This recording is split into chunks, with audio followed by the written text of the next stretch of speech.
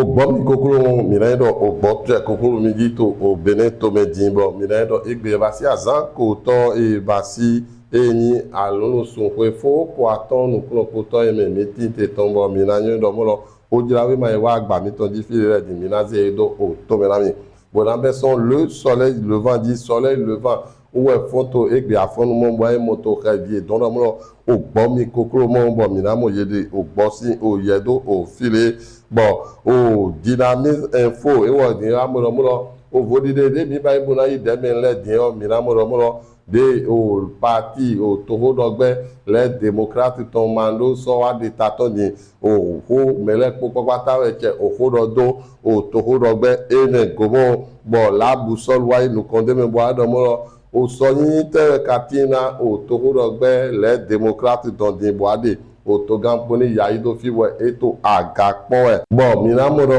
o la gere tu wa file dimon bo wade o medele do file bo do ye le dian we chan we de jadin ro yele ri Ronaldo ya no mo o yayi si o gbe bi we eni ole yin mo bo minamo o yede do fi Eugène Azata susin o ye o Gimi Tope sin ye Nadine Okuma susin ye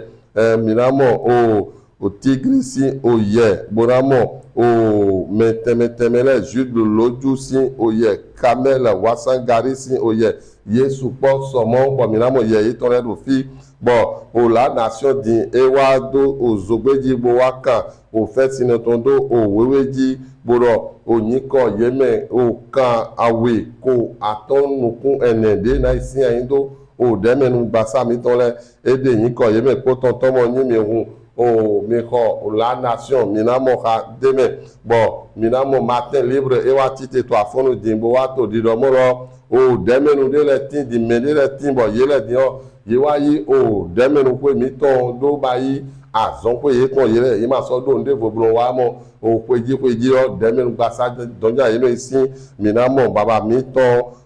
dape sosu ogusi àwọn vo ebra minamo o Benoît Degra o Yesu po so mo bo mele le din e o matin libo adomlo yele din ye ma so do azon de voze ye nínú iṣẹ́ yin to o demi lesi agbaji don matinal we minado fo afonu e tora mi pombo na dora mi ro o matinal din e wa yi gbe na nu e o senado boro di do mo ro o BR kodo UPR posin to ho do gbere yele we do odude jito onu le konton leme bon minaye do pon chaton bon we minado ho o jira we ma do poto agbaji bon mina so mo yeto o kanji dide mi do pipon do o madame atusin o godole jido